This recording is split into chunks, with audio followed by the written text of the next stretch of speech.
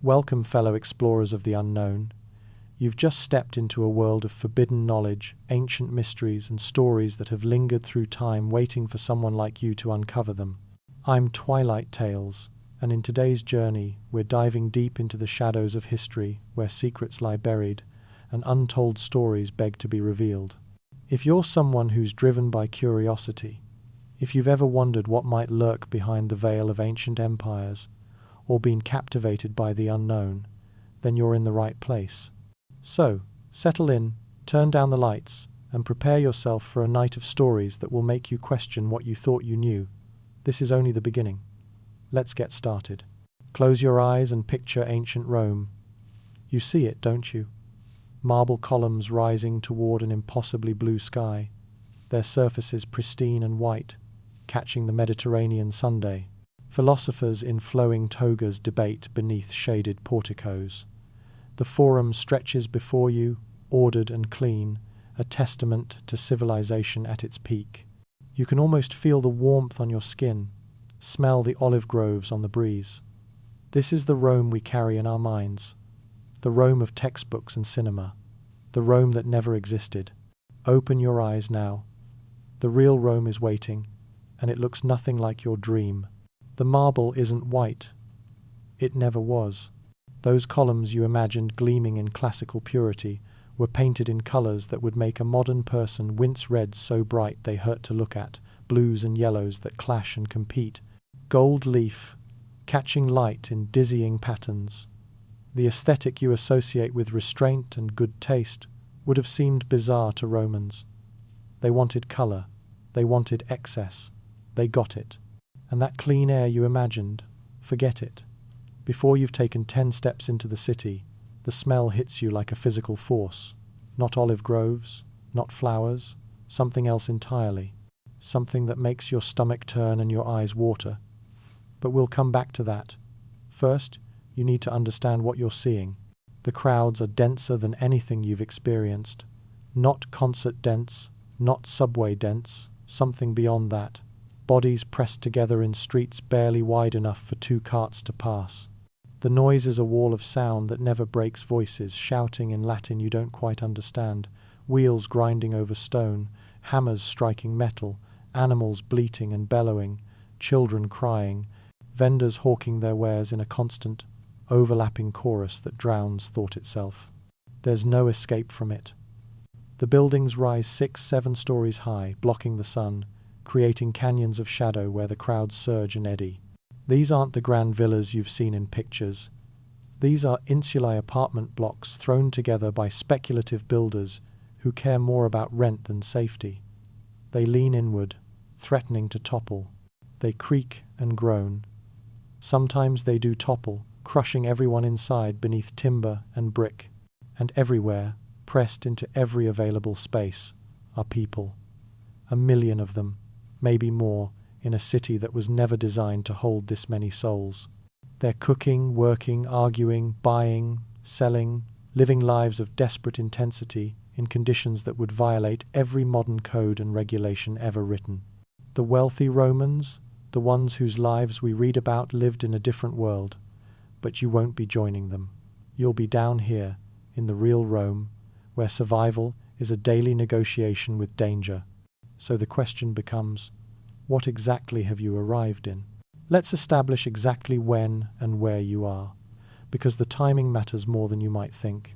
You've arrived in Rome during its golden age. The year is somewhere between 100 and 150 years after the birth of Christ. The emperors are Trajan, then Hadrian, then Antoninus, pious names that echo through history as Rome's best rulers.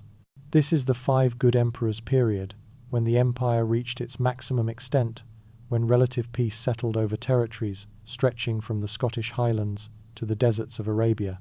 From the Atlantic to the Euphrates, Rome's power is unquestioned. Trade flows, wealth accumulates. The Pax Romana, the Roman peace, is in full effect. This is important because it means you've arrived at the best possible moment, not during the crisis of the 3rd century, when emperors changed every few months and barbarian invasions carved chunks from the empire. Not during the collapse, when Rome itself was sacked and burned. No, You've arrived when things are as stable as they're ever going to get, when the legions guard distant frontiers, when grain ships from Egypt arrive on schedule, when the infrastructure, such as it is, actually functions. This is the best-case scenario, remember that. The city itself holds roughly 1 million people, though nobody's counting carefully. They're packed into an area never meant to hold such numbers. Rome grew organically, chaotically, without urban planning or zoning laws or building codes. Streets twist and turn, following paths worn by centuries of footfall. They have no names, no numbers. If you need to give someone directions, you reference landmarks. Meet me at the fountain near the Temple of Isis, 3 streets toward the river from the baker who lost his arm. There is no police force. Not in the way you understand the term. The cohortes urbanae exist, but they're paramilitary units concerned with riots, not robbery. The vigiles watch for fires and sometimes arrest criminals they stumble across, but they're not investigators. If someone steals from you, assaults you, murders you in an alley, there's no one to call. No emergency services, no detectives, just you and whatever social connections you can leverage. The sanitation department doesn't exist either. The aqueducts bring water, yes, that engineering marvel you've heard about, but getting rid of waste? That's everyone's problem, and therefore no one's responsibility. The results are exactly what you'd expect from 1 million people producing waste with nowhere to put it. And yet, this is the capital of the known world, the richest city that has ever existed. Wealth beyond imagination flows through its streets: gold from Spanish mines, silk from China, spices from India, grain from Egypt. All of it funnels here, to this overcrowded, undersupported, dangerous, magnificent city. You've arrived during Rome's finest hour. The bad news is, that won't save you. Not even close. The smell reaches you before anything else. It's not what you expected. It's not anything you could have expected. You've stepped out into a Roman street for the first time, and your body is already revolting against the environment. Your nose wrinkles, your throat tightens, your eyes begin to water. This isn't the subtle unpleasantness of a dirty room or a backed-up drain. This is a full sensory assault from a city that exists at a scale its infrastructure was never designed to support. The dominant note is garum. You don't know what garum is yet, but you will. It's fermented fish sauce, made by layering fish and salt in massive vats and leaving them in the sun for months until they liquefy into a pungent, salty, powerfully flavored condiment that Romans put on everything. Every thermopolium, every food stall uses it. Every household kitchen. The smell permeates the air like an invisible fog, sharp and organic and inescapable. Underneath that there's human waste. Rome has sewers, yes. The famous Cloaca Maxima, that great drain you've read about, but most insulae don't connect to it. Most people use chamber pots and empty them into cesspits, or into the street gutters that supposedly carry waste away but mostly just spread it around. In the mornings, you'll learn to walk carefully and listen for the warning shout. From above, that means someone is emptying their pot out a window.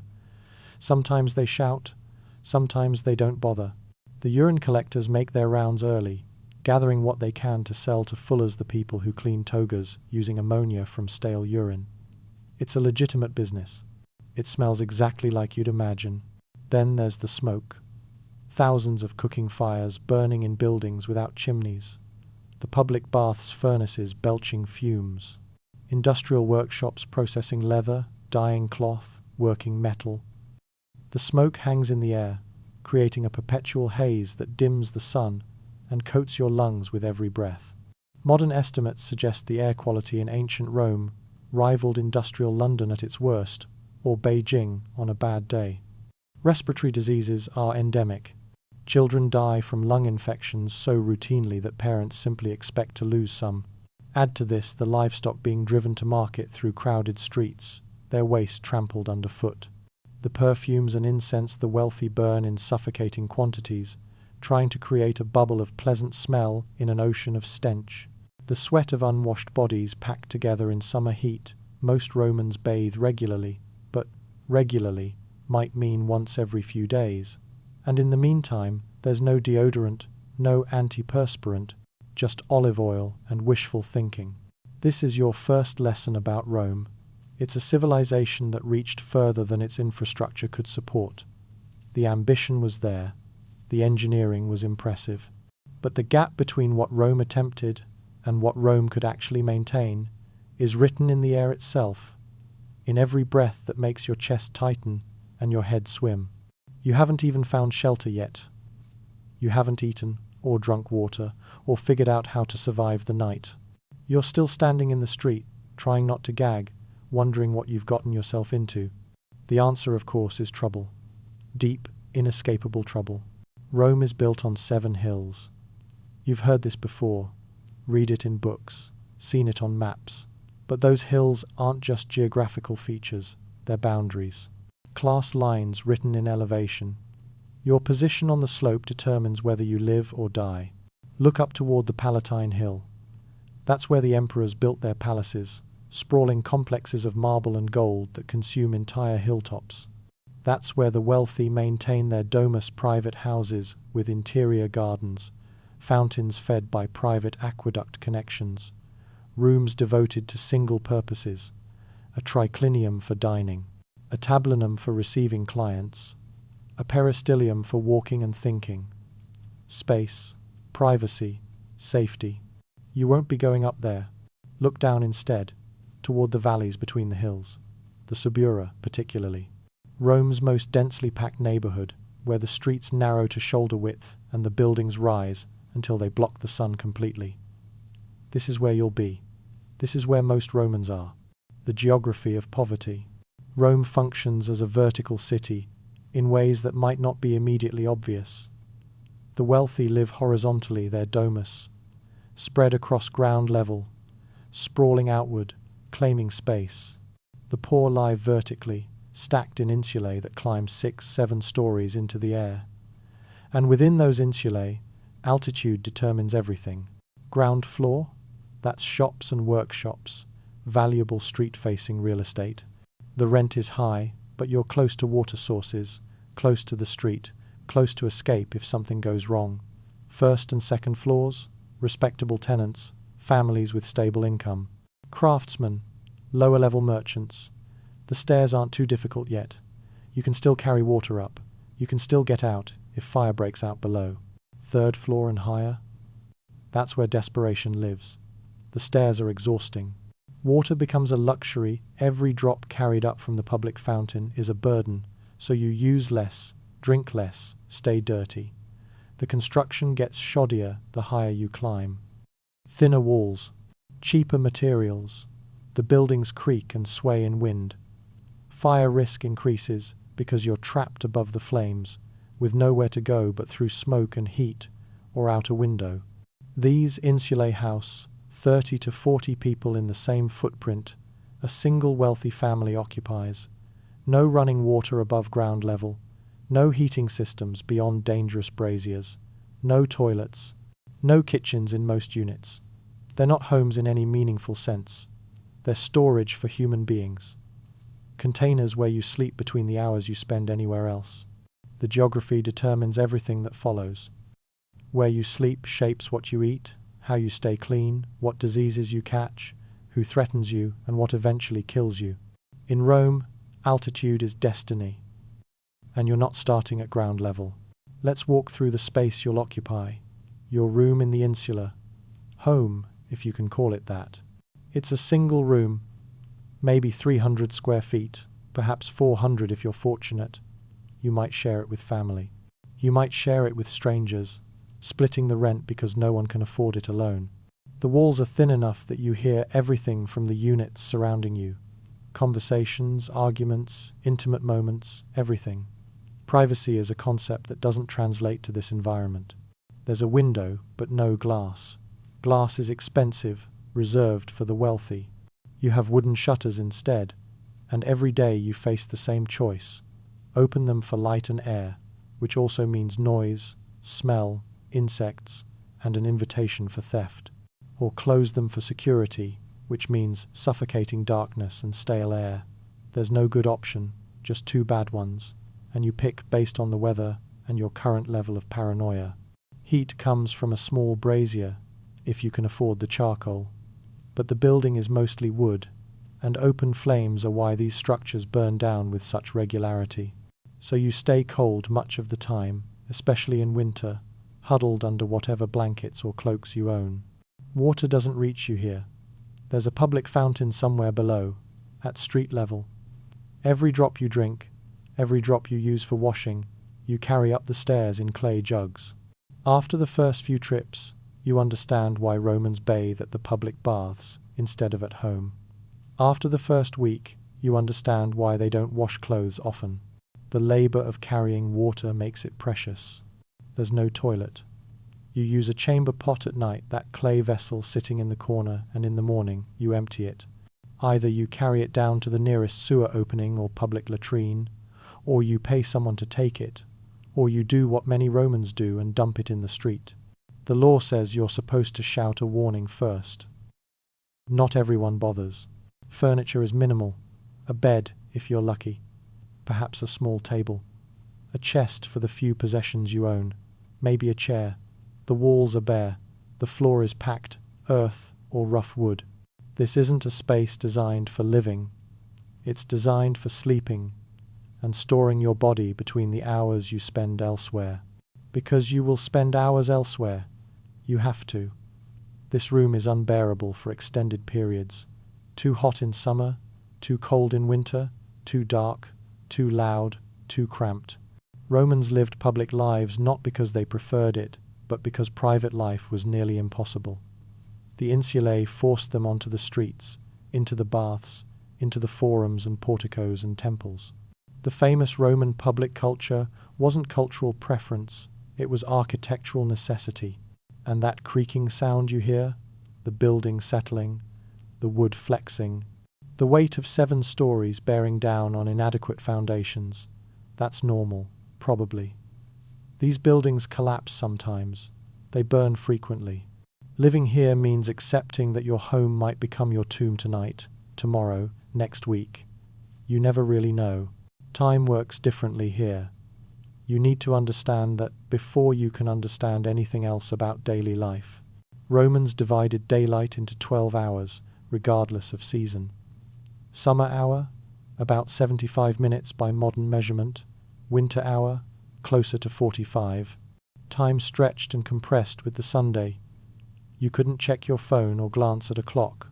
You estimated based on shadow length, on the sun's position, on the general sense of morning, afternoon, evening. When someone said, "Meet me at the 3rd hour," you showed up sometime in mid-morning and hoped for the best. Time was approximate, flexible, socially negotiated. The rhythm itself was rigid, though. You rose at dawn because you had to. Artificial light came from oil lamps, expensive and dangerous, casting weak, flickering light that strained the eyes and consumed resources. Most work happened in morning hours, when natural light was strongest. You didn't choose to be a morning person in Rome. The sun made that choice for you. Midday brought a break during the Sexta Hora, the 6th hour, the hottest part of the day. Work stopped. People rested, ate a light meal, escaped the heat if they could. This is where we get the concept of siesta, though Romans didn't call it that. Late afternoon belonged to the baths. This was social hour, hygiene hour, networking hour. The baths were where Roman life happened, where deals were made and gossip spread and bodies were maintained. Missing the baths meant social isolation. We'll come back to that later. For now, just understand that bathing wasn't optional. Evening brought cena dinner, the main meal. You either ate at home, using that dangerous brazier to heat purchased food, or you went to a tavern. Most Romans chose taverns. Easier, safer, cheaper, sometimes. Then night fell, and this is where Rome transformed into something else entirely. The streets went dark. No street lighting except the occasional lamp a wealthy person might place outside their property. No police patrols. No safety. The night belonged to criminals, drunks, and the desperately poor who had nowhere else to be. You stayed inside after dark if you had any sense, barred the door, hoped the building didn't catch fire, because fires at night were especially deadly. You couldn't see, couldn't navigate, couldn't escape. The Romans mastered engineering, law, and conquest. They built roads that still exist, aqueducts that still inspire awe, legal systems that shaped Western civilization. But they never conquered the night. When the sun set, Rome reverted to something ancient and primal. And you either adapted to that rhythm, wake with the sun, sleep in darkness, or you suffered the consequences. Your body would synchronize with solar time, or it would fail. Before we go further, you need to understand something crucial. Not everyone in Rome is Roman. Not everyone has the same rights, the same protections, the same chances of survival. Your identity here determines everything. Are you a citizen, a peregrinus, a foreigner with limited legal standing, free or enslaved, male or female, wealthy or poor, patrician or plebeian? These aren't abstract categories. They're survival factors as concrete as food and water. A male Roman citizen of middling wealth navigates Rome with certain protections. He can vote, though that matters less under the Empire than it did under the Republic. He can testify in court. He can seek legal remedy when wronged. Soldiers might actually respond to his complaints. Maybe. A foreign woman without connections has almost none of that. She can be victimized with minimal consequence for the perpetrator. The law acknowledges her existence but offers little protection. Slaves, and they make up roughly 30% of Rome's population, are property, objects, subject to absolute control. Their bodies aren't their own. Their labor isn't their own.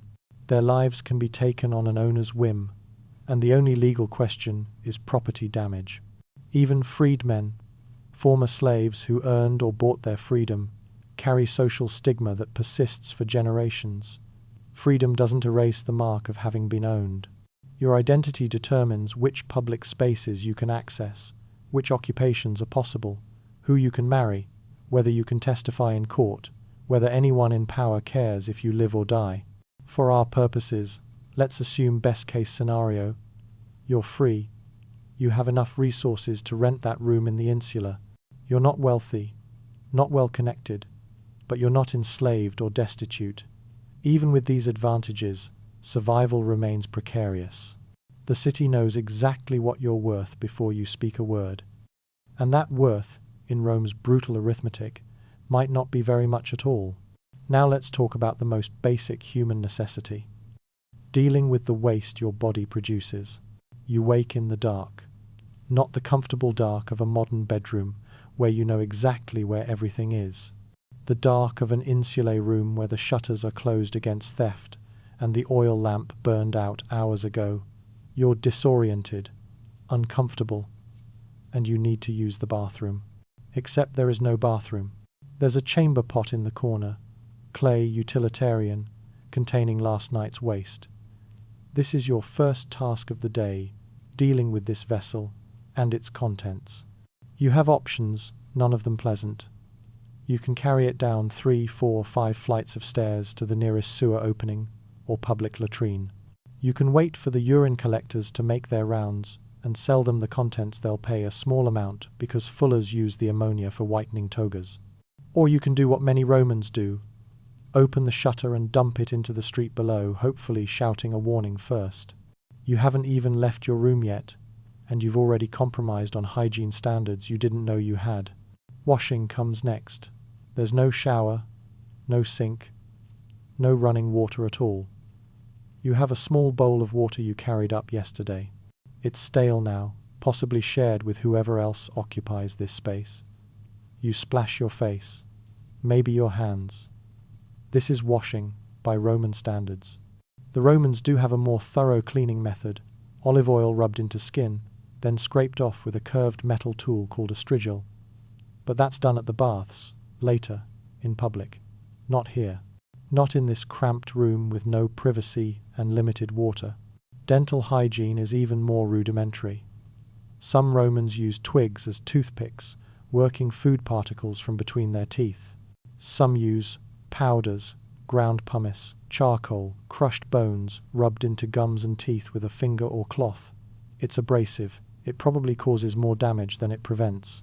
But it's something, And something is better than nothing when everyone's breath is terrible and no one expects otherwise. You comb your hair if you have a comb. Style it if you have the status and resources to care about such things. Simple cuts signal poverty. Elaborate arrangements signal wealth.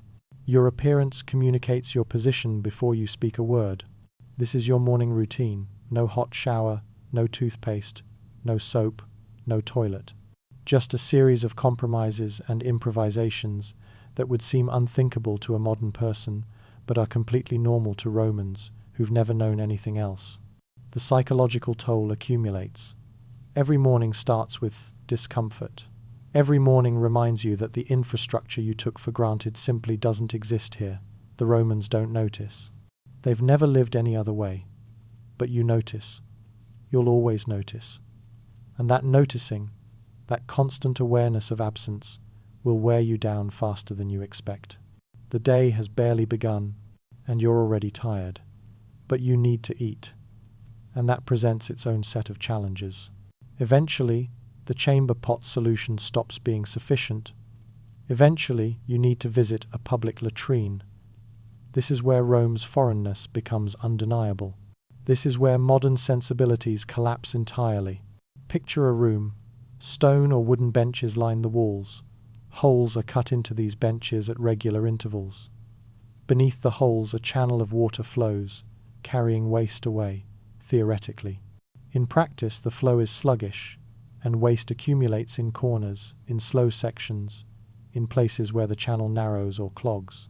Now picture dozens of people sitting on these benches, side by side, no dividers, no partitions, no doors, no privacy whatsoever. Strangers sitting close enough to touch, defecating together, conversing casually about weather, politics, business deals. This isn't considered crude. This isn't embarrassing. This is normal. The Romans don't share our modern association of bodily functions with shame or private moments. Public latrines are social spaces, networking opportunities, places where you might meet a potential patron or close a deal while your bowel's empty. The smell is beyond description. Concentrated human waste in enclosed space, flies swarming in thick clouds, the inadequate water flow doing little to mask or remove the accumulated filth. Your eyes water. Your stomach churns, but everyone else seems unaffected, chatting away as though this is perfectly pleasant. And then there's the cleaning situation. There's no toilet paper. The concept doesn't exist.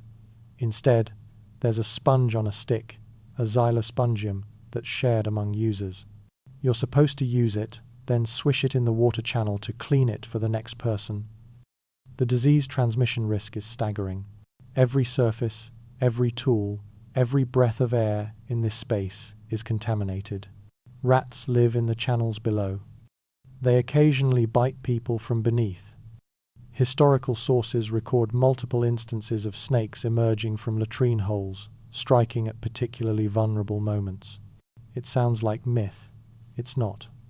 These are documented occurrences that happened regularly enough to be remarked upon. And here's something that makes it worse. Using these facilities isn't free. There's a small fee. For the poorest Romans, even this basic necessity is sometimes unaffordable. They resort to alleys, to empty spaces between buildings, to anywhere they won't be immediately caught. This contributes to the sanitation crisis that makes Rome's streets so foul. The health consequences are catastrophic. Parasitic infections are nearly universal. Intestinal worms are assumed rather than exceptional. Gastrointestinal diseases kill thousands every year.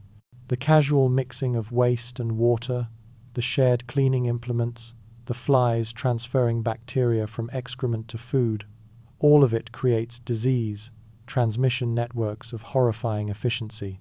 The Romans know these places make people sick. They just don't understand why. They attribute illness to bad air, to divine punishment, to personal moral failing. They can't see bacteria. They don't understand germ theory.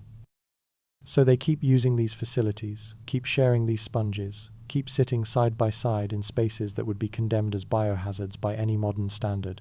Your modern squeamishness isn't just cultural sensitivity.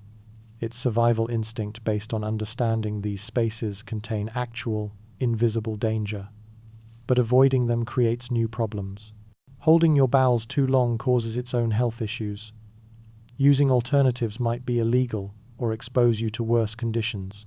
The Romans called these facilities necessary. They weren't wrong, you just never imagined what necessary really meant in a world without modern sanitation. So you hold your breath, you sit down next to strangers, and you try not to think about what you're touching. The Cloaca Maxima is one of Rome's engineering marvels. Built in the 6th century before the Common Era and expanded over centuries, it's a massive underground channel carrying wastewater from the Forum through the city to the Tiber River. It still exists today. You can visit it. Its impressive, huge stone arches, sophisticated design, testament to Roman engineering ambition. Here's what they don't tell you in the tour guides. Most Romans never connected to it. The sewer system served public buildings. It served wealthy domus with their private plumbing. It served some ground-level shops and workshops. But the insulae, where most people lived, had no sewer connections. None. Their waste went into chamber pots that were emptied into cesspits, into street gutters, or hurled from windows onto the streets below. That famous Roman law about not throwing chamber pot contents from windows without warning? Its existence reveals how common the practice was. The streets themselves became open sewers. The same channels that carried rainwater also carried human waste, animal carcasses, rotting food, industrial runoff. During dry summer months, this waste accumulated, baking in Mediterranean heat, creating a crust of filth that you walked through daily. Heavy rains would flush the streets, which sounds beneficial until you realize it meant wading through ankle-deep contaminated water rushing toward the river that supplied drinking water, the river people bathed in, the river that fed the aqueduct system. The circular contamination was obvious to anyone with basic understanding of how disease spreads, but Romans had no germ theory. They couldn't see bacteria or parasites. They attributed disease to miasma, bad air, or divine displeasure. The connection between their waste management and their health crises remained invisible. So Rome built the ancient world's most sophisticated sewer system, and it served perhaps 10% of the population. The rest lived above open waste, breathed air contaminated by decomposing organic matter, and died from diseases that proper sanitation would have prevented. The infrastructure was impressive. The reach was inadequate, and that gap between what Rome claimed to offer and what it actually delivered to ordinary people is written in every mortality statistic, every disease outbreak, every periodic epidemic that swept through crowded neighborhoods where waste and water mixed freely. The Romans were famous bathers. This is usually presented as evidence of their civilization, their sophistication, their attention to hygiene. Most Romans visited the public baths daily if they could afford it. They considered bathing a mark of advancement that separated them from unwashed barbarians beyond the empire's borders. But their concept of cleanliness was fundamentally different from ours. The Roman bathing method: apply olive oil to your skin, sit in hot rooms and sweat, scrape off the oil, sweat, and accumulated dirt with a strigil that curved metal tool, then soak in communal pools. This was considered thorough cleaning. Effective hygiene. The water in those pools was rarely changed. Dozens of people soaked in it throughout the day, sometimes hundreds. The Romans had no understanding of how disease spread through water. They couldn't see bacteria. They didn't know that skin infections, fungal conditions, and far worse things transmitted readily through shared bathing water. They believed the opposite. They thought hot water and steam cured illness, purging bad humors from the body. The baths were seen as health-promoting, not health-threatening. People went there specifically to recover from illness, soaking in the same water as dozens of others, creating perfect conditions for disease transmission. The baths were noisy, crowded, permissive. There were rules about behavior, but enforcement was minimal. Sexual activity occurred despite nominal prohibitions. Social classes mixed in ways they rarely did elsewhere. Wealthy and poor shared space, if not necessarily at the same hours. Information spread in the baths. Networks formed. Business deals were negotiated. It was the social center of Roman life, unavoidable if you wanted to participate in urban culture. The Romans bathed more than medieval Europeans ever did. They were proud of this. They considered it civilized behavior. That's not necessarily good news for anyone involved. Frequent bathing in contaminated water might actually be worse than not bathing at all. But you'll go anyway, because not going means social isolation. And in Rome, isolation might be more dangerous than disease. You've heard about Roman feasts, peacock tongues and honeyed dormice. Elaborate courses served to reclining diners while musicians play and wine flows freely. Exotic animals imported from across the empire, prepared by skilled cooks, presented with artistic flair. You won't be tasting any of that. Those feasts belong to the wealthy elite, perhaps 1 or 2% of Rome's population. The senators and equestrians who owned vast estates and commanded enormous fortunes. For everyone else, for the overwhelming majority of Romans, the diet was something else entirely, something monotonous, something barely adequate. The foundation of every meal is grain, pulse or panis porridge or bread, made from wheat if you can afford it, barley if you can't. This is breakfast. This is lunch. This is dinner. The same grain, the same preparation, day after day after day. You vary it only with what limited accompaniments your budget allows. Olive oil provides fat. Garum, that fermented fish sauce you smelled in the air, provides salt and flavoring. It's pungent, overpowering, and Romans put it on everything because it makes bland food taste like something. Vegetables exist, but cost relative to income makes them occasional rather than daily. Onions, garlic, leeks, cabbage, legumes like lentils and chickpeas. You eat these when you can afford them. Otherwise, it's grain and oil and garum. Fresh meat? Rare. Expensive. Most Romans eat meat a few times per year at religious festivals when sacrificial animals are distributed to the crowd. You remember those occasions because they're exceptions. Fish is more accessible, but still not daily fare. Cheese, especially the cheap, hard varieties that keep longer, is common enough.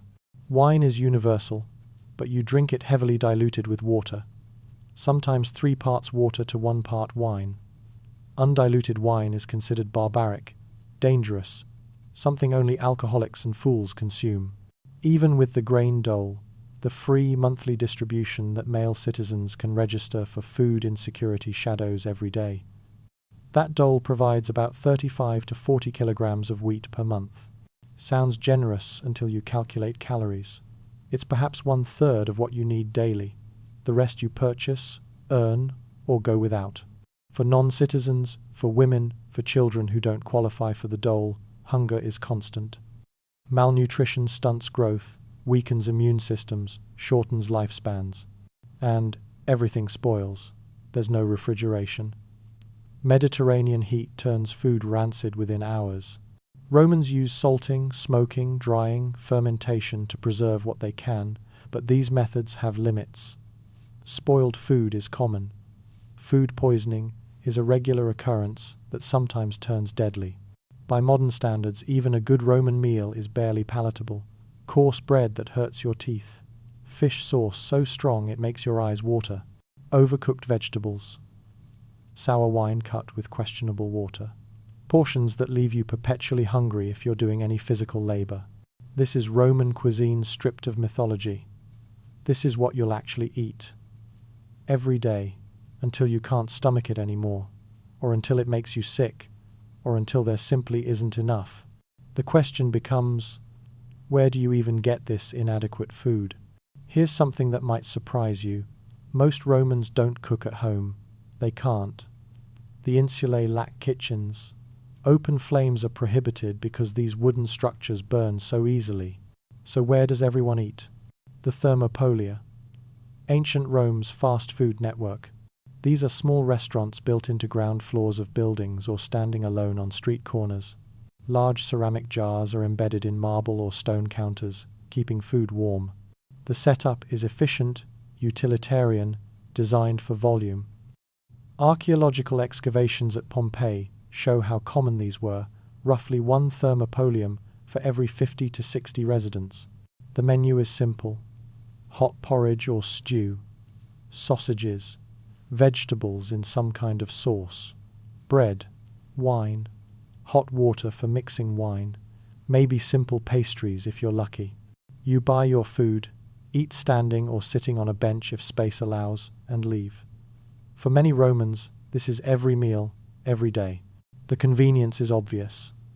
No cooking equipment needed, no shopping for ingredients, no time spent preparing food.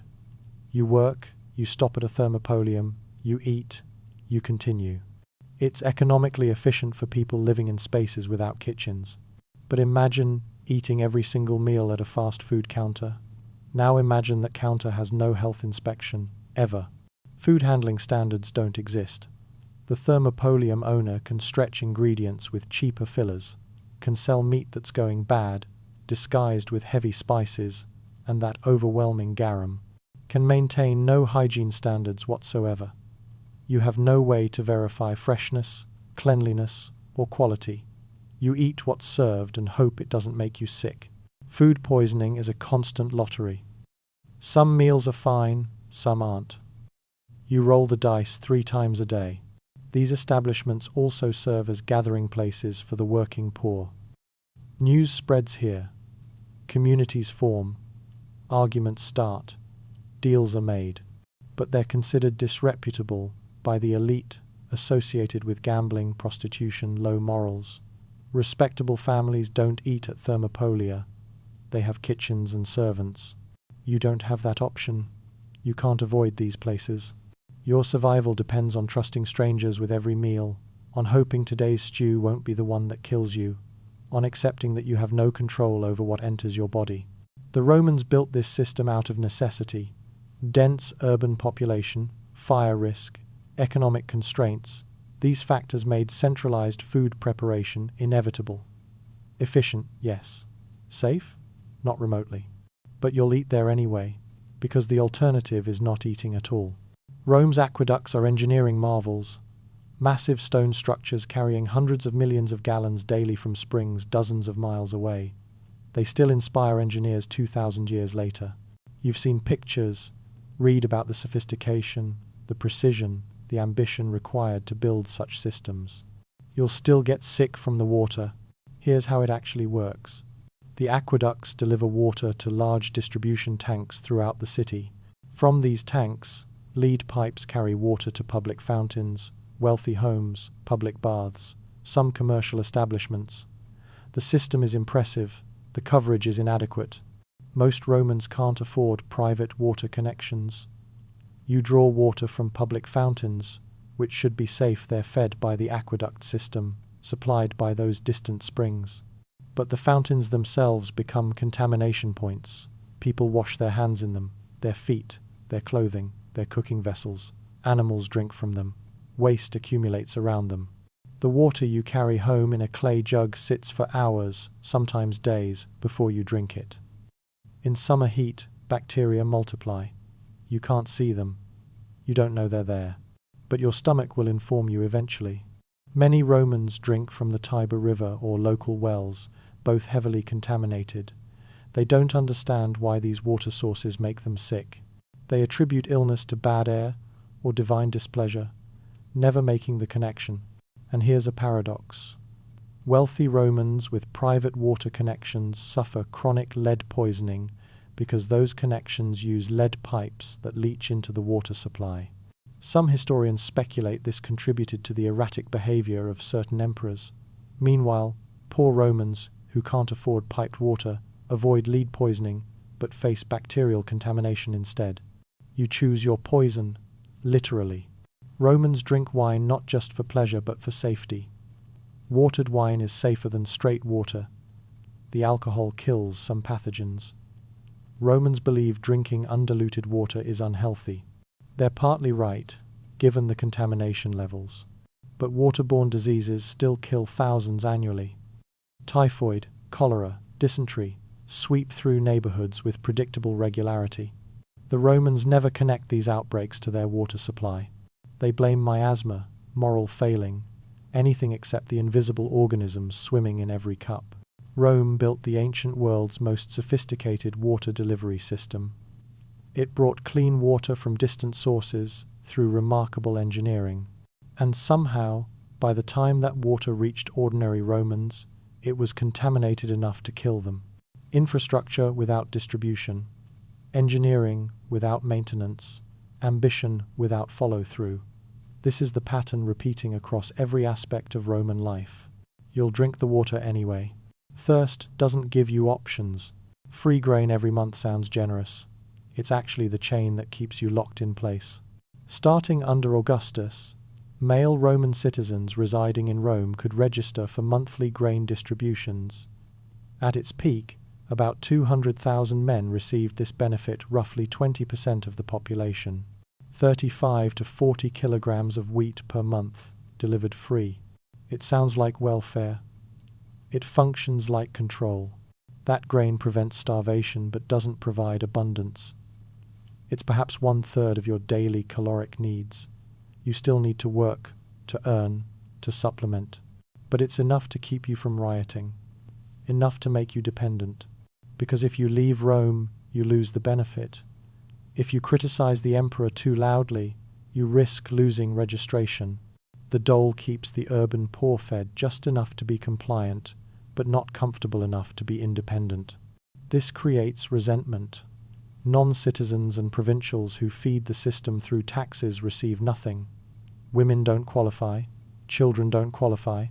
The benefits are carefully limited to maximize control while minimizing cost. The economic effects are perverse. The dole depresses wages for unskilled labor. Why pay well when workers can theoretically survive on free grain? It makes leaving Rome economically irrational even when opportunities exist elsewhere. You're trapped by your own benefits. The grain dole isn't generosity. It's a leash, just long enough to let you feel free, just short enough to keep you close. And here's the thing, you'll take it anyway. You'll register, collect your monthly allotment, and accept the terms. Because refusing means certain hunger. Your choice was never really a choice at all. Roman doctors studied for years. They wrote detailed medical texts that circulated throughout the empire. They performed surgery with sophisticated instruments. They observed symptoms with meticulous care and recorded their findings for future practitioners. They just had no idea why any of it worked or didn't. The foundation of Roman medicine came from Hippocrates and Galen, whose theories dominated medical thinking. At the core was the concept of 4 humors: blood, phlegm, yellow bile, black bile. Health meant these humors were balanced. Illness meant they'd fallen out of balance. Treatment aimed to restore equilibrium. There was also miasma theory, the belief that disease came from bad air, from corrupted particles floating through the atmosphere. You got sick because you'd breathed something foul, been exposed to swamp vapors, stood too close to rotting matter. Diet, climate, moral character, all of these supposedly affected your susceptibility. Roman doctors could describe symptoms with remarkable accuracy. They'd performed dissections on animals and condemned criminals, giving them some understanding of anatomy. They'd developed surgical techniques that were genuinely sophisticated for their time. They could set bones, remove arrows, extract bladder stones, operate on cataracts. But they didn't understand causation. They couldn't see bacteria or viruses or parasites. The microbial world remained completely invisible, which meant their treatments were based on fundamentally flawed theories. Treatment followed logically from their premises. Humors out of balance, bloodletting would remove excess blood. Purging through vomiting or diarrhea-inducing drugs would expel corrupted humors. Bad air making you sick? Avoid foul smells, burn incense, move to a better climate. Some treatments worked, but usually for the wrong reasons. Herbal medicines sometimes contained active compounds that genuinely helped: willow bark for pain, opium for sleep, various plants with actual medicinal properties. Rest and good nutrition supported recovery. But the doctors thought these worked by rebalancing humors, not through the biochemical mechanisms we understand today. Many treatments were useless. Some were actively harmful, bloodletting a patient who's already weak from illness, purging someone who's dehydrated, applying poultices that introduced infection rather than preventing it. The frustration, if you were a modern person trapped here, would be immense. You'd know about germ theory, antibiotics, proper sterilization. You'd understand what's actually happening when infection spreads. But you couldn't explain it to people who have no conceptual framework for invisible organisms, no microscopes to prove your claims, no way to demonstrate that diseases are caused by things too small to see. Roman doctors weren't stupid. They were intelligent, dedicated practitioners working with the best theories available. Those theories were just wrong, brilliantly, elaborately, confidently wrong, and people died because of it. You wake up feeling wrong. Fever, maybe, stomach pain, a cough that won't stop. Something is clearly not right with your body. Now what? If you were wealthy, you'd have a personal physician. Probably a Greek slave or freedman. Medicine is considered beneath the dignity of elite Romans, so they import their doctors from conquered territories. This physician would come to your home, examine you in privacy and comfort, prescribe treatments, monitor your recovery. You're not wealthy. If you have some resources, you might afford to visit a medicus, a doctor who maintains a small practice, often in a workshop or his own modest home.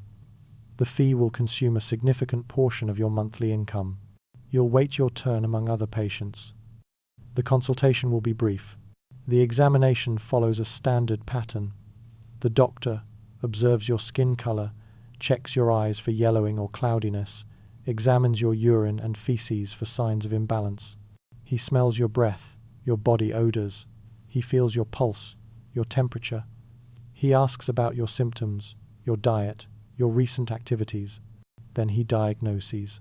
Your humors are out of balance. Your blood is too hot. Your phlegm is excessive. Bad air has corrupted your system. The diagnosis is precise, confident, and based on theories that are completely wrong. Treatment follows. Changes to diet, specific foods to eat or avoid, herbal remedies mixed into wine or water. Bloodletting, he'll cut your arm and let blood drain into a bowl until he decides you've lost enough. Cupping, heated glass cups applied to your skin, creating suction that supposedly draws out corrupted humors. Poultices applied to affected areas. Purging through drugs that induce vomiting or diarrhea. If your condition is serious enough to require surgery, the dangers multiply. Infection risk is enormous. No one understands sterilization. Anesthesia consists of alcohol or opium-based drugs of variable quality and effectiveness. You might be conscious during the procedure. You might feel everything. Surgical techniques can be sophisticated, but they're still brutal by modern standards. The doctor examines you carefully, asks detailed questions, and prepares treatment. He's going to cut your arm open to let the bad blood out. You're going to let him. If you're poor, truly poor, your options narrow to almost nothing. Some temples offer healing rituals and sometimes practical care. Public physicians exist in some periods, funded by towns to treat citizens, but quality varies wildly and availability is limited. Military veterans might access military hospitals if they still have those privileges. For most poor Romans, illness means treating yourself with folk remedies passed down through generations. Asking neighbors for advice, hoping your body fights off whatever's attacking it, enduring until you recover or die. The Romans understood prevention was easier than cure. They emphasized balanced diet, exercise, regular bathing, moral living, trying to maintain health rather than restore it. Once seriously ill, your survival depends more on your immune system and luck than on medical intervention. The doctor might help, he might do nothing. He might make things worse. You won't know which until it's too late. Becoming a mother in Rome required the courage of a soldier. The mortality rates were comparable. Maternal mortality, 1 to 2% per birth. Doesn't sound catastrophic until you remember that Roman women who survived childhood often bore 5 or 6 children over their lifetimes. That's a 5 to 10% cumulative chance of dying in childbirth. 1 in 10 to 1 in 20 mothers didn't survive their reproductive years. Infant mortality was worse. 20 to 30% of babies died in their first year. Another 10 to 15% died before age 5. Of every 4 children born, perhaps only 2 survived to adulthood. Families expected to lose children, steeled themselves against it, named babies only after they'd survived long enough to seem viable. Birth happened at home, attended by midwives. Some midwives were experienced, skilled, effective. Others had minimal training. You got whoever you could afford or whoever your neighbors recommended. No licensing, no standards, no way to verify competence before you needed it. The process. Laboring while sitting or squatting, positions that used gravity to help, pushing without any monitoring of fetal distress. The midwife might massage with oils, might manually manipulate the birth canal, might try repositioning the baby if something seemed wrong. You'd drink herbal mixtures of unknown efficacy, invoke protective deities, hope. No understanding of antisepsis meant puerperal fever killed many new mothers' infection from contaminated hands or instruments entering the birth canal. No ability to perform safe cesarean sections meant obstructed labor often killed both mother and child. No way to stop hemorrhaging. Limited pain management beyond alcohol and whatever herbs the midwife brought. If complications arose, options were grim. The midwife might try manual repositioning, might attempt forceps delivery with primitive tools, might simply wait and see what happened. Either successful delivery or death. Romans accepted this. They didn't see it as preventable tragedy, but as natural reality. Women knew the risks when they became pregnant. Families prepared for loss. Death was woven so thoroughly into life that it became background rather than emergency. The acceptance is perhaps more disturbing than the mortality rate itself. They thought this was just how things were. Inevitable, unchangeable. The cost of continuing the human story. Rome conquered the known world. It never conquered the invisible enemies, living in every drop of water and breath of air. Malaria was endemic in the marshy areas around Rome. Tuberculosis spread easily in crowded, poorly ventilated insulae where dozens of people shared air in close quarters. Typhoid and dysentery came from contaminated water. Intestinal parasites from contaminated food and poor hygiene, nearly universal, just varying degrees of infestation. Eye infections and skin diseases from the communal baths. Respiratory infections from the polluted air. Periodic epidemics swept through. Pestilentia, the Romans called them. We can't identify all these diseases with certainty, but they might have included smallpox, measles, bubonic plague. Thousands died in single outbreaks. The Romans didn't see themselves as particularly afflicted. They thought all cities dealt with similar health problems. Disease was natural, inevitable, attributed to bad air, or divine displeasure, or moral failing. Modern epidemiological analysis tells a different story. Rome was exceptionally unhealthy. Population density combined with inadequate hygiene created perfect conditions for constant disease circulation. Life expectancy at birth, 20 to 25 years, though high infant mortality dragged this down. If you survived childhood, you might reach 50, might.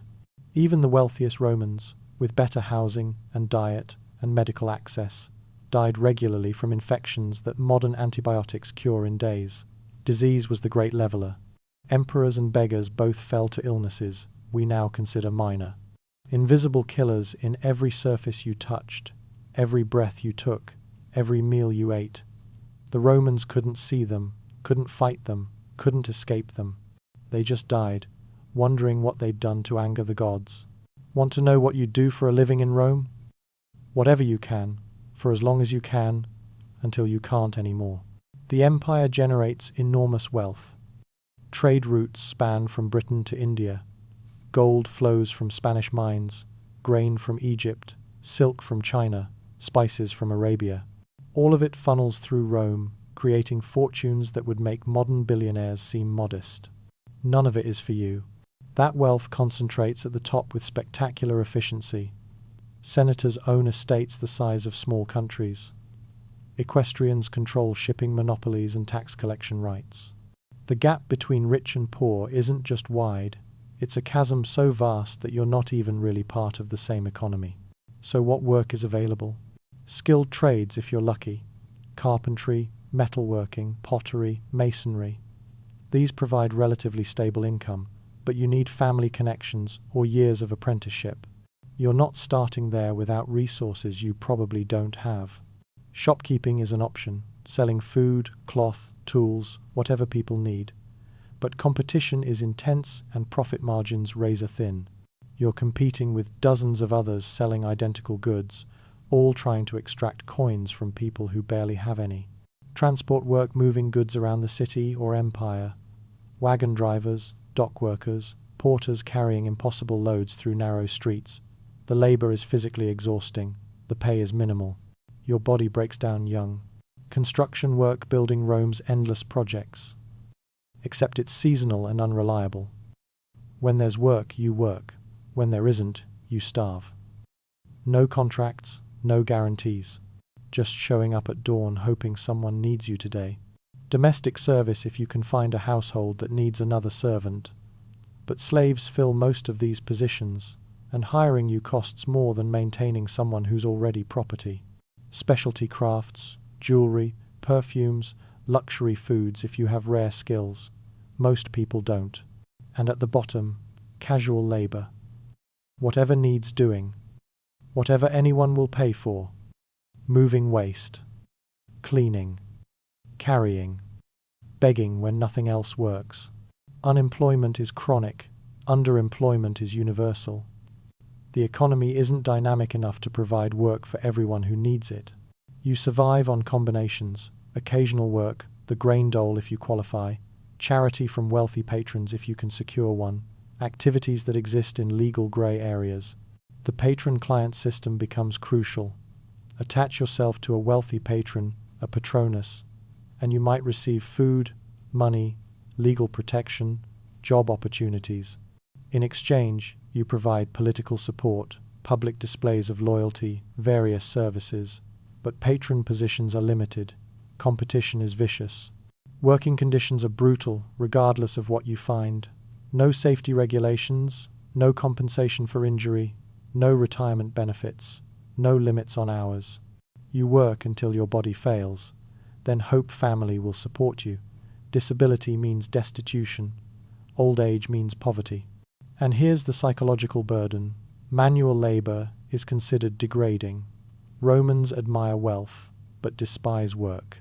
Even skilled artisans are socially inferior to leisured elites who live on land, rents, and investments. Economic mobility is nearly impossible. Even if you become wealthy through labor, you'll never achieve social equality with old money. You work desperately, constantly, exhaustingly, and you remain poor anyway. Rome gives you free entertainment and calls it generosity. It's actually buying your silence. The formula is simple. Panem et circenses. Bread and circuses. Feed people just enough to prevent starvation. Entertain them spectacularly enough to prevent revolution. Keep them too distracted to organize, too occupied to question, too exhausted from spectacle to cause trouble. The entertainment is genuinely spectacular. Gladiatorial games at the Colosseum and other amphitheaters throughout the city. Armed combatants fighting with swords, nets, tridents, shields. Sometimes to the death, sometimes until one submits. Always brutal, always thrilling to crowds who pack the stands. Chariot races at the Circus Maximus, which holds 150 to 250,000 spectators. 4 teams, blues, greens, reds, whites, competing in races where crashes are common and often fatal. The Romans call these crashes naufragia, shipwrecks, because drivers are thrown from chariots and trampled or dragged. The danger is part of the appeal. Theatrical performances. Public executions staged as mythological reenactments, where condemned criminals play characters who die horribly, except the deaths are real. Wild animal hunts where exotic creatures imported from across the empire are slaughtered by the hundreds, periodic naval battles staged in flooded arenas. These aren't rare events. Rome has spectacles multiple times per month, sometimes consecutive days of games. The entertainment is constant, free, and designed to be irresistible. People arrive before dawn to secure good seats. They bring food and drink. They gamble on outcomes. They spend entire days watching, cheering, being absorbed in spectacle that makes their own miserable lives feel slightly more bearable by comparison. The games serve multiple purposes simultaneously. They demonstrate imperial power and generosity. Look what the emperor provides for you. They absorb time and energy that might otherwise go toward political organization or unrest. They reinforce Roman values of martial prowess, courage, hierarchy. They create shared experiences that bond citizens in common identity. And they distract, brilliantly, completely. After watching men fight to the death, after seeing exotic animals slaughtered, after witnessing executions staged as entertainment, your own poverty and powerlessness feel less pressing. The gladiators become celebrities whose names everyone knows, providing parasocial relationships for isolated people. The races create tribal loyalties that give meaning to otherwise meaningless existence. The formula works. A city of poor, underemployed, potentially dangerous people remains mostly docile, not because they're happy, because they're fed just enough and entertained just enough to stay compliant. The bread keeps you alive. The circuses keep you quiet. Everyone in Rome is watching everyone else, all the time. Your private life doesn't exist, and that's normal. The insulae are too cramped, too uncomfortable, too devoid of amenities to support private social life. So Romans live publicly, not by choice, by architectural necessity. The baths are primary social centers. You go there daily if you can afford it, not just for hygiene, but for networking, gossip, business connections, friendship. The forum and public squares host political discussions and people watching. Taverns serve wine and food while hosting gambling and prostitution. They're disreputable but popular. Gardens and porticos offer shaded walking spaces. The Campus Martius provides open areas for exercise and games. Your relationships, quarrels, successes, failures, all visible to neighbors. Life is performance. Reputation is everything, because everyone is always watching. This creates different psychological patterns than modern urban life. Romans developed sophisticated awareness of social presentation. Rhetoric and performance skills are essential. Tolerance for noise and intrusion becomes necessary because privacy simply isn't available. But this public existence creates vulnerability. Lose social standing and you can't escape it. Become subject of gossip or mockery, and your life becomes unbearable because there's nowhere to hide. No private space to retreat to. No anonymity to disappear into. For women, the constraints multiply. Respectable women spend more time at home, venture out with escorts, avoid spaces like taverns that might compromise reputation. Poor women have more freedom by necessity, they must work, but less protection from harassment or violence. Roman social life, despite its apparent openness, operates within rigid hierarchies. Where you can go, who you can talk to, how you can behave, all determined by status. Social mixing across class lines is limited and carefully regulated. The vibrant public culture celebrated in histories is real, but it's not democratic or free. It's structured, controlled, performed within boundaries everyone understands and rarely crosses. For a modern person, this would be exhausting. The constant performance, the absence of solitude, the inability to ever fully relax or be authentic because someone is always watching, always judging, always ready to use your mistakes against you. Romans don't notice because they've never known privacy. You would notice constantly, and it would wear you down. The gods are watching you as closely as your neighbors, and they're much less forgiving. Roman religion isn't about personal belief or internal faith. It's about proper performance of rituals. Every household has a lararium, a small shrine to household gods called lares and penates. Daily offerings of food and wine are expected. Skip them, and you risk divine displeasure. Public temples dominate the cityscape. Religious festivals fill the calendar. Over 100 days per year involve some observance. You consult omens before major decisions. Wear amulets against the evil eye. Leave offerings at crossroads shrines. All of this is mandatory, not optional. Disease, disaster, death, often attributed to religious failures. Did you offend a god? Neglect a ritual? The consequences are on you. The imperial cult demands you worship deified emperors. Refusal is politically dangerous, potentially fatal. This creates constant psychological burden. You're always worried about accidentally offending supernatural forces. Random events aren't random, they're divine punishment or favor. There's no rationalist escape. No way to dismiss superstition as mere superstition when everyone around you believes gods actively intervene in daily life. For a modern person, this would be mentally exhausting. The supernatural anxiety, the ritual obligations, the inability to see the world as operating by natural laws rather than divine whim. The gods are everywhere, and they're always watching. The baths are Rome's greatest gift to civilization. They're also petri dishes the size of city blocks. Let's walk through a typical bath complex, a thermae, and understand what happens here. You enter the apodyterium, the changing room. Strip naked. Leave your clothes in a wall niche, or hand them to an attendant. Theft is common, so you hope whoever's watching actually watches. Then you move to the palestra, an open exercise yard. You run, lift weights, play ball games, work up a sweat. This prepares your body for the heat to come. Next, the sudatorium or laconicum steam room or dry heat room. You sit in oppressive heat until sweat pours from every surface of your body.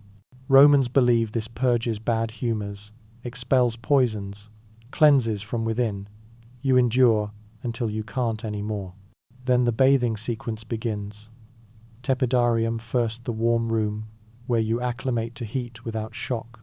Then the coldarium, the hot room with pools of hot water, where you soak until your skin turns red. Somewhere in this process, you or a bath slave applies olive oil to your skin, then scrapes it off with a strigil, taking dirt and dead skin with it. Finally, the frigidarium, the cold room, a plunge pool with water that shocks your overheated body, supposedly closing your pores and locking in health. The major bath complexes are genuinely impressive. The baths of Caracalla accommodate 1,600 bathers simultaneously. Soaring ceilings, marble columns, elaborate mosaics, statuary, libraries and gardens. This is architecture at a scale that commands respect. The engineering is sophisticated. Furnaces heat air that circulates under floors through a hypercaust system and rises through cavities in walls, creating different temperature zones. Water from aqueducts is heated in massive boilers and distributed to various pools. This is advanced infrastructure, one of Rome's legitimate achievements. But consider the numbers. Hundreds, sometimes thousands of people pass through daily. The water in those pools is rarely changed. Dozens soak in the same water throughout the day. No one understands disease transmission. Body fluids, oils, dirt, bacteria, viruses, all accumulating in pools and steam rooms. The Romans believed the baths promote health. Modern analysis suggests they're disease vectors of extraordinary efficiency. Skin infections spread through shared water. Respiratory diseases through steam. Waterborne pathogens through pools where dozens of bodies have soaked. The architecture is magnificent. The hygiene is catastrophic. But you can't see bacteria, so you'll never make the connection. You'll just wonder why that rash appeared after your bath. Why your cough got worse. Why so many people seem to get sick after days at the thermae. The answer is soaking you right now, invisible and deadly. The baths, where everyone is equal, naked, and trying not to catch something from the water or each other. Bath culture is remarkably democratic by Roman standards. Slaves bathe alongside free persons. Poor alongside rich, though often at different times wealthy Romans prefer morning hours, leaving afternoons and evenings to everyone else. Some elites use exclusive establishments, but most baths mix classes in ways that rarely happen elsewhere in hierarchical Rome. Entrance fees are minimal, sometimes free. Nearly everyone can afford it. This creates opportunities. A skilled craftsman might meet a potential patron. A merchant might make valuable business connections. A freedman trying to climb socially might forge relationships impossible in other contexts. The baths are neutral ground where status matters slightly less. But mixing creates problem. The noise is overwhelming. Exercise equipment clanging. Ball games generating shouts. Splashing in pools. Conversations echoing off marble walls. Some people come for quiet relaxation. Others treat it like a gymnasium. The resulting cacophony drives people mad. Theft is constant. Your clothes are vulnerable in the changing room. Valuables disappear. Attendants who should be watching are bribed or simply don't care. Fights break out over perceived insults, over space in crowded pools, over behavior someone finds offensive. No real enforcement. No security beyond occasional intervention from bath staff who aren't paid enough to care. Sexual propositions happen constantly. Sexual activity occurs despite rules against it. During mixed bathing periods, and yes, mixed-gender bathing is common in early empire, Rome men ogle women openly. Women navigate constant harassment. During same-sex hours, different dynamics emerge but problems persist. Some baths post rules. No running, no fighting, no bringing in food, no sexual activity. Enforcement is minimal. Rules are suggestions that people ignore if they think they can get away with it. And here's something that might shock you. Men and women bathing naked together in the same spaces was normal, especially among lower classes. Later emperors occasionally tried to ban mixed bathing for moral reasons. The bans never lasted. The practice was too ingrained. Think about the bath workers for a moment. The slaves and servants who collect entrance fees, guard clothes, maintain furnaces in brutal heat, scrape oil from bathers' skin, provide massages, clean facilities. They exist in harsh conditions, exposed to extreme temperatures, demanding patrons, sometimes abuse. Their lives make yours look comfortable by comparison. The baths are physically dangerous beyond disease. Hot rooms cause heat stroke. Rapid temperature changes from hot to cold pools shock cardiovascular systems. Some bathers die from this. Slippery marble floors cause falls and injuries. Steam obscures vision, making accidents inevitable. Yet Romans bathe daily if they can afford it. Because not bathing makes you socially unacceptable. Body odor is mocked. Regular bathing distinguishes civilization from barbarism in Roman minds. You accept the risks, disease, theft, heat stroke, harassment, because social inclusion requires it. The alternative is isolation, which might be more dangerous than any bath could ever be. So you strip naked, enter the water, and hope today isn't the day something goes wrong. The baths aren't optional. They're where Roman society happens. Miss them, and you might as well not exist. For Romans living in cramped insulae without private space or amenities, the baths provide something essential, luxury accessible to everyone. For a few hours, even the poorest Roman enjoys marble surroundings, hot water, comfortable temperatures, leisure. This isn't just hygiene, it's dignity. The psychological impact matters more than modern people might expect. Your insulae room is miserable, cramped, dark, uncomfortable. The baths offer respite.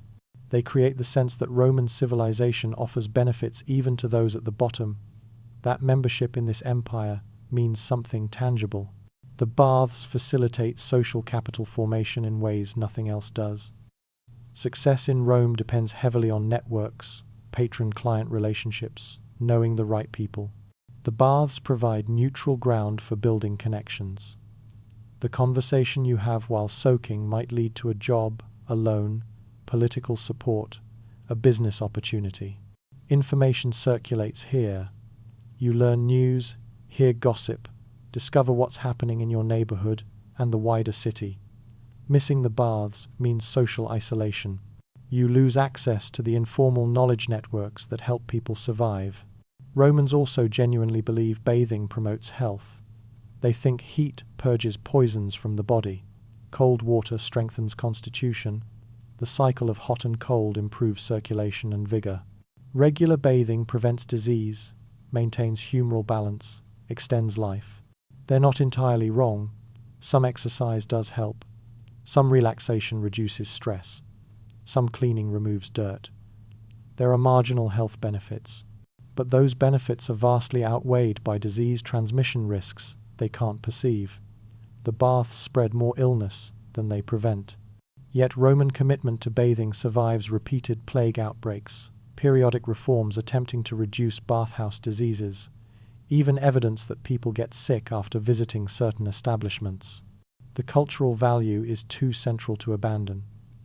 Bathing defines what it means to be Roman, to be civilized, to participate in urban life. And this creates your dilemma. You're trying to survive in Rome. You understand germ theory, disease transmission, the dangers of shared water. You know the baths are risky. But abstaining means social isolation, marks you as strange, suspicious, possibly foreign, damages your reputation, limits your opportunities, threatens survival in different but equally serious ways. So you face an impossible choice: participate and risk disease, or abstain and risk social death. Either way, you're gambling with survival. The Romans don't see it as a dilemma. For them, it's obvious. Of course you go to the baths. How else would you live? Your doctor prescribes daily baths to cure your persistent cough.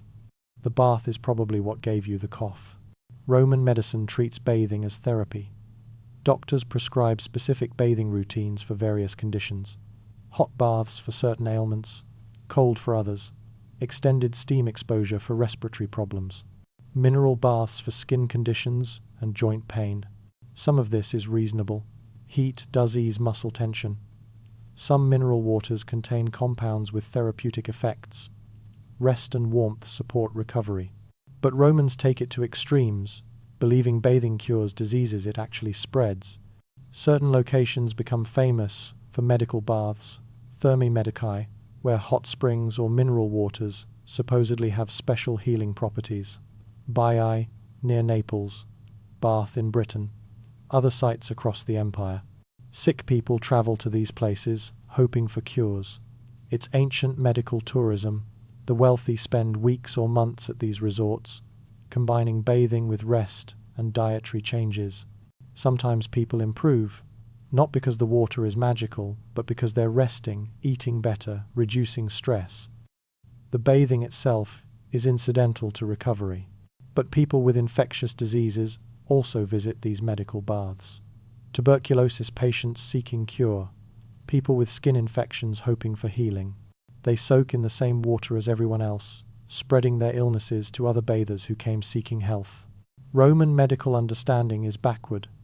They think baths prevent and cure disease when baths transmit disease. The mistake is understandable. They can't see bacteria, but the result is catastrophic.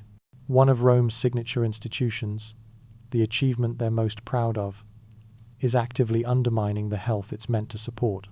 And no one will realize this for another 1800 years. Getting mugged in Rome? Good luck. There's no one to call, and no one who cares.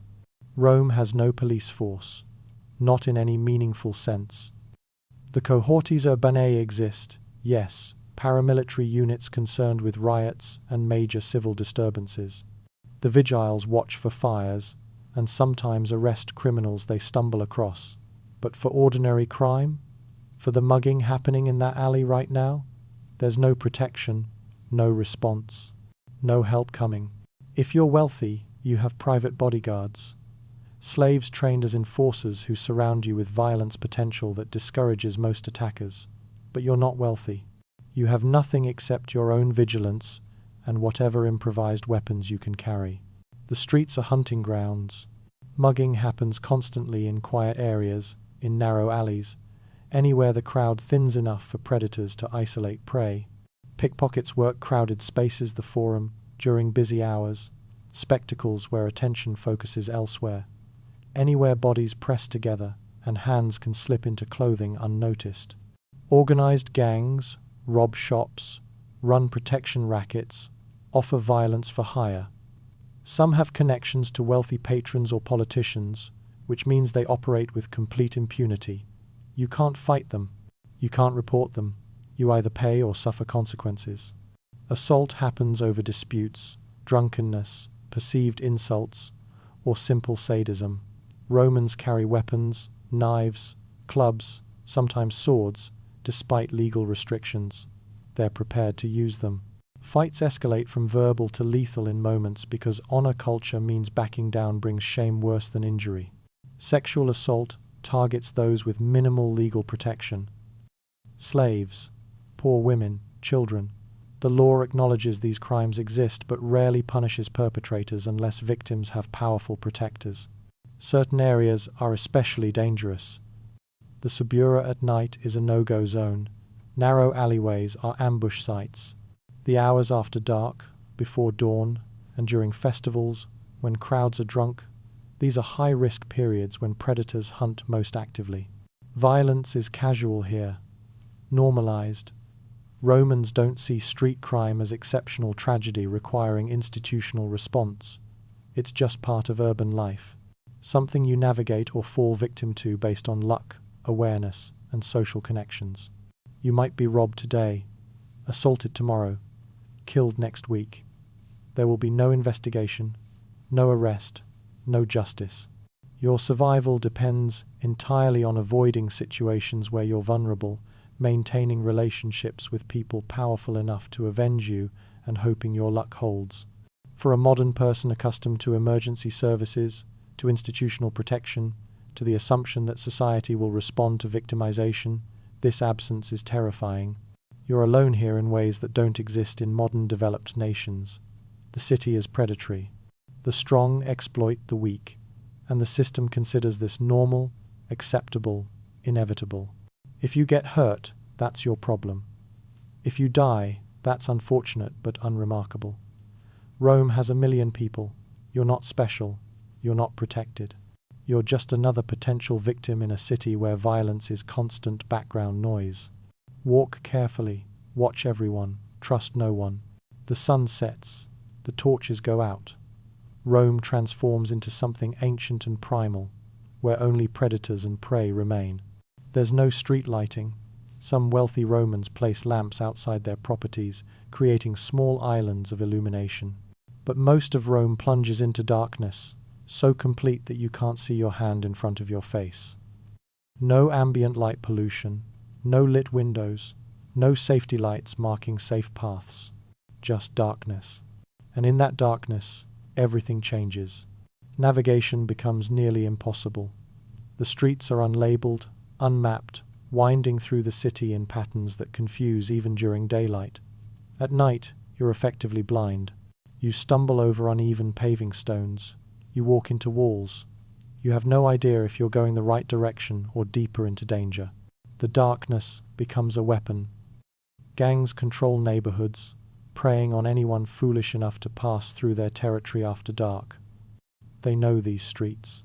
They can navigate by memory, by sound, by the feel of walls under their hands. You can't. That asymmetry is deadly. The wealthy travel with armed slaves carrying torches, moving bubbles of light surrounded by violence potential. This provides some protection. Attackers can see them coming, assess the risk, usually decide easier prey exists elsewhere. You don't have armed slaves, you don't have torches. If you must move at night, you stay in groups and hope numbers provide safety. Sometimes they do, sometimes they don't. Chamber pots empty from upper windows onto streets below. The law says you must shout a warning first. Many people ignore this requirement. You might be drenched in human waste. You might be struck by the clay pot itself, thrown rather than emptied. Either way, you're now wet, filthy, possibly injured, still in darkness, still far from safety. Buildings catch fire constantly. At night, with limited visibility and slower response, fires spread catastrophically fast. The vigiles try to combat them with hand-carried water and primitive equipment. Often they can only evacuate nearby structures, and let the blaze burn itself out. People die trapped in upper floors, overcome by smoke, unable to find exits in darkness. Some Romans have no choice but to be active at night. Night soil collectors gathering waste, prostitutes working, thieves operating, the homeless seeking shelter, the desperate doing whatever survival requires. But anyone with options stays inside, bars doors and shutters, sits in darkness because oil lamps are expensive and listening is safer than seeing anyway. The sounds of nighttime Rome, distant screams, fire bells, the vigiles shouting, drunken songs, the rumble of heavy carts banned from daytime streets to reduce congestion, so all heavy transport happens at night, creating noise that makes sleep nearly impossible. Chronic sleep deprivation is universal. Noisy days, noisy nights, uncomfortable sleeping conditions, anxiety about dangers inside and outside your building. Your body never fully rests because rest isn't safe. For a modern person, even one Roman night would be traumatic, dark, loud, dangerous, endless. Rome wrote the laws that shaped Western civilization.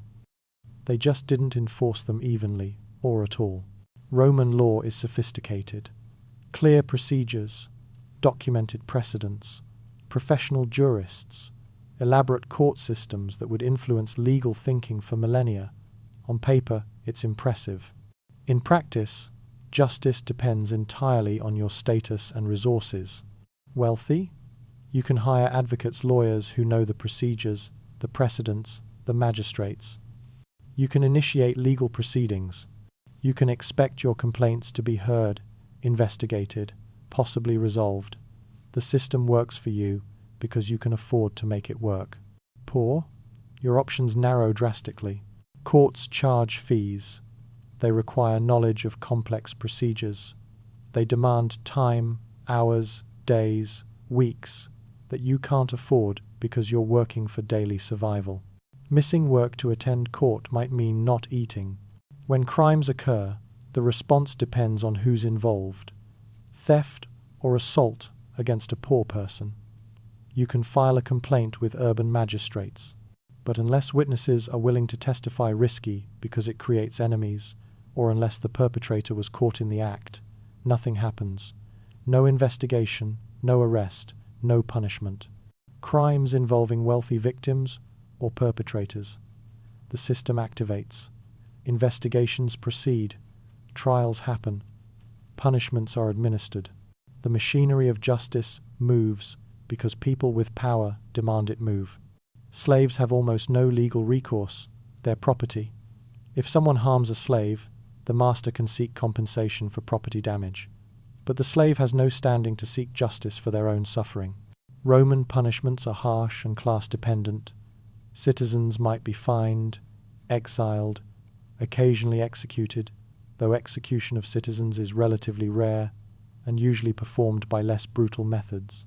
Non-citizens and slaves face worse: beating, crucifixion, being thrown to wild animals in the arena, burning alive, breaking on the wheel. Public spectacles designed to deter through terror. The deterrent effect is limited because enforcement is inconsistent. Not caught? No consequences. Caught but connected? Possible escape. Caught and poor? Full weight of Roman justice crushes you. This creates two-tiered system. Those with resources navigate Rome relatively safely, through bodyguards, legal protections, social connections. Those without resources are perpetually vulnerable to violence, with no realistic hope of justice. The rule of law exists in theory, beautiful legal principles that scholars will study for centuries. In practice, it's rule of power and wealth. The law protects some. For most, it's just words on paper.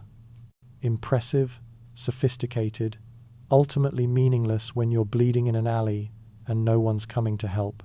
That creaking sound from earlier, it wasn't nothing. Your building is about to become a tomb. The insulae are death traps. Speculative builders construct them quickly and cheaply, cutting every possible corner. Wood instead of stone where they can get away with it. Inadequate foundations. Heights that exceed structural integrity: 6, 7 stories balanced on supports designed for 3. Buildings collapse regularly, sometimes spontaneously, sometimes triggered by minor earthquakes or heavy rains, or just accumulated structural fatigue. You're sleeping and suddenly the ceiling is falling, walls are crumbling, timber and brick crushing everything below. Families wiped out instantly, survivors trapped for hours or days, hoping someone bothers to dig them out. Sources mention these collapses as routine occurrences, dozens dead at a time. Unremarkable. Fire risk is worse. Wood construction, open flame cooking and lighting, crowded conditions, no fire breaks. A single spark can consume entire city blocks. The Great Fire of 64 CE destroyed huge portions of Rome. But smaller fires happen monthly, weekly. The vigiles respond when they can, but once a blaze takes hold in an insula, evacuation is the only option. People die in fires constantly, trapped in upper floors with stairs already burning, overcome by smoke in darkness, unable to escape because the only exit is through flames. Living in an insula means accepting that your home might kill you tonight, tomorrow, next week. The building might collapse, it might burn. There's nothing you can do except hope it's not your turn. That creaking, it's the sound of probability catching up, and probability, in Rome, always wins, eventually. 50,000 people cheering as two men fight to the death. You're expected to cheer too. Refusing marks you as strange, possibly suspicious. Let's dispel some myths first. Not every fight ends in death. Gladiators are expensive, purchased, trained, maintained at significant cost. Owners prefer to keep them alive. Skilled gladiators become wealthy celebrities, their names known throughout the city. Some earn enough to buy their freedom. But make no mistake, these are still brutal spectacles where human beings fight with deadly weapons while crowds roar for blood. Deaths happen regularly, even if they're not guaranteed. The gladiators come in types, each with distinct equipment and fighting styles. The Murmillo wears heavy armor, carries sword and shield, moves like a fortress. The Retiarius fights nearly naked with net and trident, relying on speed and reach. The Secutor is designed specifically to counter the Retiarius. The Hoplomachus carries spear and small shield. The Thrax wields a curved sword. These types are matched against each other deliberately, heavy armor versus speed, reach versus protection, creating dramatic contrasts that thrill the crowd. A typical day at the games follows a structure. Morning brings Venetianese beast hunts, where professional killers slaughter exotic animals imported from across the empire. Lions, bears, elephants, crocodiles. Hundreds of animals die in elaborate staged spectacles that demonstrate Rome's dominion over nature itself. Midday is for executions.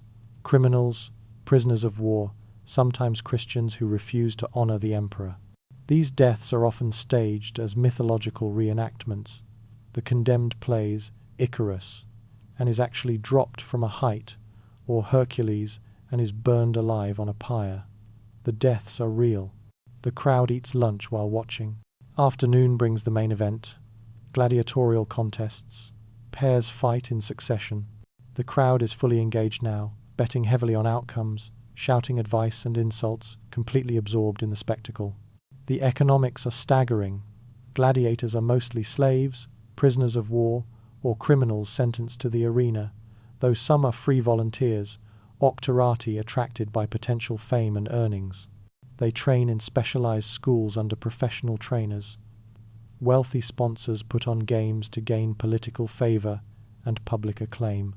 The costs are enormous: purchasing gladiators, importing animals, maintaining arenas, funding publicity campaigns. These games are investments in political capital. When a gladiator falls, the crowd decides his fate. The famous thumbs gesture, though historians debate whether it was actually thumbs up or down. The victor looks to the sponsor, to the crowd, waiting for judgment. Sometimes mercy, often not. The sounds: metal striking armor, metal striking flesh, the thud of bodies hitting sand, the blood soaking into the arena floor, the smell of death mixing with sweat and the crowd's excitement, the roar demanding execution.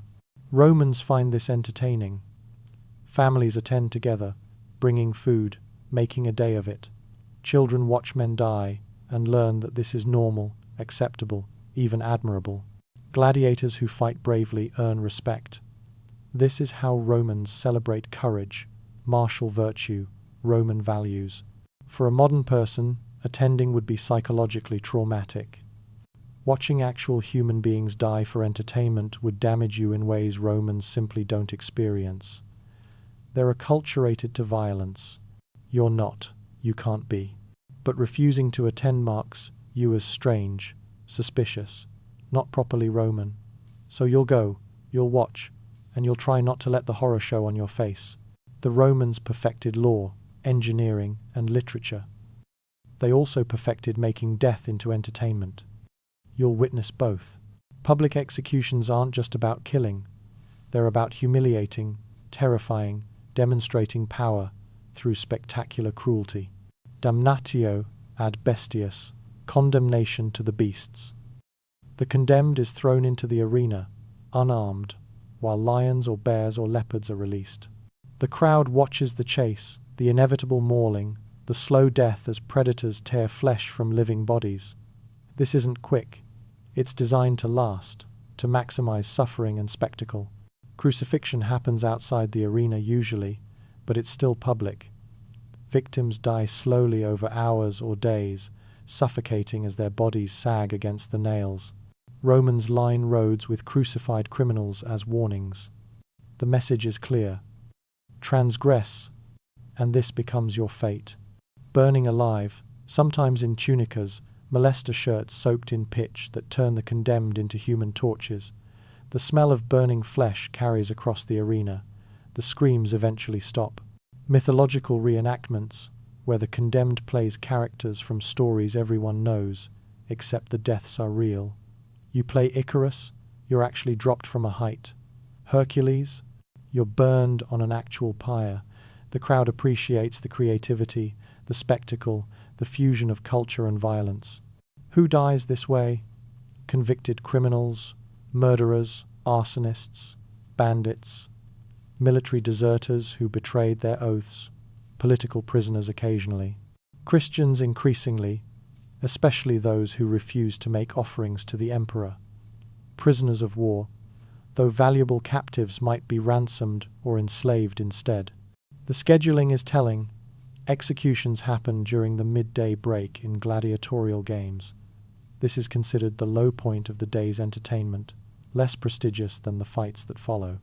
The crowd is eating lunch, talking, only partly paying attention. Watching people being eaten by lions is background entertainment while you finish your bread and wine. The justifications Romans offer: criminals deserve punishment, and public execution deters future crime. Displaying power over enemies reinforces imperial might and social order.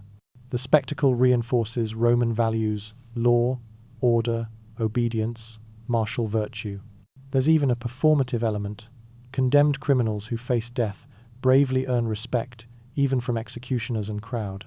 Cowardice brings additional mockery. You can die with dignity or without it. Romans notice the difference. Rome's entertainment industry consumes thousands of human lives annually, and Romans view this not as barbarism, but as civilization, as sophistication, as proof of their cultural superiority.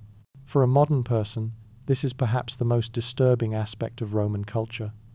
Not that they kill all societies kill, but that they make it entertainment, that they bring children to watch, that they eat lunch while people die horribly for their amusement. The moral gulf between Roman and modern values is widest here. You can understand their medicine, their hygiene, their economics. You can't understand this.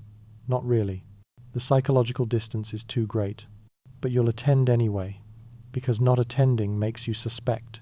The games aren't just entertainment. They're the glue holding Roman society together, and you're supposed to enjoy them. These spectacles serve multiple purposes simultaneously. They provide a pressure valve for restive urban populations better to watch violence than commit it. They reinforce social hierarchies. Watching criminals and slaves die reminds ordinary Romans of their relative privilege and the consequences of threatening order. They demonstrate imperial power. The emperor or sponsor shows their ability to command resources and control life and death. They create shared cultural experience. Attending games is a bonding ritual that reinforces Roman identity and values. After watching together, cheering together, judging together, Romans feel more connected to each other and to the empire that provides these spectacles. And they satisfy genuine human appetite for excitement, visceral experience, spectacle that mundane daily life can't provide. But there's something deeper happening here. Romans are exposed to death constantly. Disease kills frequently. Violence is common. Infant mortality crushes families. Life expectancy is short. Death dominates Roman existence in ways modern people can barely comprehend. Public spectacles of death serve as coping mechanism. Making death controlled, meaningful, entertaining allows Romans to feel mastery over the mortality that otherwise overwhelms them. If death can be staged, judged, appreciated aesthetically, then perhaps it's less terrifying. Warrior culture plays a role too. Romans admire martial virtue, courage facing death, physical prowess. Gladiatorial games embody these values. Even criminals dying in the arena can demonstrate courage that earns respect. Death with dignity is possible. Romans celebrate it. Modern people often misunderstand Roman violence by viewing it through modern moral frameworks. Romans aren't cruel for cruelty's sake. They're products of their environment and values, which normalized violence in ways we find abhorrent. You, as a modern person, couldn't adopt Roman attitudes toward violence without fundamentally changing who you are. The psychological gap is too wide. You'd either refuse to attend games marking yourself as strange, possibly dangerous, or attend and be traumatized, marking yourself as weak and not properly Roman. There's no comfortable middle ground, no way to participate in Roman society while maintaining modern sensibilities about violence and death. You're trapped between two impossible choices. Again, think the gladiators are the dangerous entertainment? More people died at the chariot races. You'll see why. The Circus Maximus holds 150 to 250,000 spectators. They watch lightweight chariots pulled by teams of horses racing at terrifying speeds around a tight oval track. Crashes naufragia, Romans call them. Shipwrecks are common and often fatal. Drivers are thrown from chariots and trampled by following horses, crushed against the central barrier, dragged by their own horses when reins tangle around their bodies. The four racing factions, blues, greens, reds, whites, inspire fanatical loyalty. Riots between rival supporters break out periodically, killing dozens or hundreds. Romans bet enormous sums. The passion is absolute. Chariot racing combines speed, danger, gambling, and tribal loyalty into a spectacle that obsesses Romans of all classes. Attending is as obligatory as the gladiatorial games. The noise, the excitement, the occasional tragedy, all of it unforgettable. If you survive, the crowd crushes, and faction violence. You've made it through the documentary, you probably wouldn't make it through the month. Let's calculate your actual survival odds using the data we've accumulated. This isn't speculation. This is based on historical demographic records, modern immunological research, and the cumulative risk factors we've examined. Disease and infection, constant exposure through contaminated water, questionable food, the baths, public latrines, crowded public spaces. Modern estimates suggest approximately 30 to 40% chance of serious illness within your first month. You lack immunity to endemic diseases. Your body has never encountered these pathogens. Your immune system would be fighting blind. Violent crime, depending on your routes, your behaviors, your precautions, roughly 5 to 10% monthly risk of assault or robbery. No police, no protection, just luck and vigilance. Building collapse. If you're living in an insula, perhaps 0.1 to 0.5% monthly risk that your building fails catastrophically. Sounds small until you realize that's 1 in 200 to 1 in 1,000 buildings collapsing every month. In a city of insulae housing hundreds of thousands, the math becomes grim. Fire, higher risk, maybe 1 to 2% monthly chance your building burns. Wood construction, open flames, crowded conditions, inadequate fire response, the odds accumulate. Accidents, falls on uneven streets, cart strikes, construction site injuries, roughly 1 to 2% monthly risk. No safety regulations, no emergency medical care. A broken leg might become a death sentence through infection. Chronic malnutrition, virtually certain. The Roman diet lacks nutrients your body needs. Deficiency diseases would manifest within weeks. Your health degrades continuously, making you vulnerable to everything else. Psychological trauma, attending games, witnessing street violence, living in constant fear, mental health collapse might precede physical death. The conclusion, based on historical mortality data and modern medical understanding, a modern person would likely fall seriously ill within 2 to 3 weeks, face life-threatening crisis within 1 to 2 months. Even with perfect behavioral choices, avoiding bad water, staying out of baths, never going out at night, the disease environment alone would probably prove fatal within a year. You lack genetic adaptations that took generations to develop. You lack learned immunities from childhood exposure. You lack cultural knowledge for navigating social dangers. You're vulnerable in ways native Romans aren't. Some exceptional individuals might survive longer through extraordinary caution, luck, perhaps finding a wealthy patron for protection, but survival would mean barely existing, constantly sick, chronically afraid, socially isolated, psychologically damaged. Is that really survival? Or is it just dying more slowly? The actuarial nightmare isn't any single threat. It's the cumulative probability. Every day you roll dice on multiple fronts simultaneously. Eventually, the odds catch up. They always do. In Rome, mortality isn't a possibility. It's a certainty. The only question is timing. You want to leave Rome? Where exactly would you go? How would you get there? What makes you think anywhere else is better? Even if you recognize the danger, even if you decided escape was necessary, the barriers are nearly insurmountable. Start with economics. Travel requires money, food and lodging along the route, bribes for officials, resources to establish yourself in a new location. If you're poor, and you almost certainly are, you have nothing. You're trapped by poverty before you take a single step. Geographic knowledge. You don't know where you are. Not really. Ancient geography bears little resemblance to modern. Settlements are different. Roads follow different routes. Political boundaries divide the landscape in unfamiliar ways. You have no maps, no GPS. No way to navigate except asking locals who might lie, mislead, or simply not understand your broken Latin. Leaving Rome might mean wandering into hostile territory.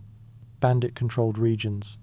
Areas where military presence is thin and law is absent. You could get lost and die of exposure. Starvation. Violence from people who see you as easy prey. Legal status creates additional barriers. If you're receiving the grain dole, leaving means losing it. If you've established patron-client relationships, leaving means abandoning your only social safety net. If you're not a citizen, but have achieved precarious legal status in Rome, leaving might void whatever minimal protections you have. Language barriers multiply beyond Rome. The city has translators, cosmopolitan populations, people who speak multiple languages. Outside, you'd encounter Oscan, Greek, Celtic, Germanic, dozens of regional dialects. Communication becomes nearly impossible. You can't ask for help in languages you don't speak. Infrastructure. Roman roads connect major cities, yes, but vast areas between have minimal support. Travel is slow, 20 miles a day, if you're fortunate. Dangerous bandits operate freely on remote roads, exhausting your walking, carrying everything you own, exposed to weather and wildlife. Consider the alternatives. Rural areas avoid urban disease concentration, but face different dangers. Agricultural failure means famine. Banditry is worse without urban authorities nearby. Medical care is non-existent. You could be enslaved, impressed into labor, simply disappear, without anyone noticing or caring. Provincial cities have some advantages over Rome, less density, better air quality perhaps, but they often have worse infrastructure, less reliable food supplies, different but equally serious dangers. The empire's provinces are peaceful only relative to pre-Roman times. They're still violent, disease-ridden, precarious. The best-case scenario escaping to a wealthy rural villa and living quietly requires resources and connections you don't have. Rome is a trap. The very features that make it deadly also make it the only place where someone without resources might barely survive. Leaving means exchanging known dangers for unknown ones. Urban misery for rural misery. With no guarantee of improvement. You're not just physically trapped, you're economically, socially, and psychologically trapped. The empire is vast. Your survival options are vanishingly small no matter where you go. 1 week in Rome would teach you more about human history than a lifetime of reading. The tuition is steep, but you'd pay it with your health, comfort, and possibly your life. The primary lesson would be humility, recognition of how much modern life depends on systems and infrastructure you take utterly for granted.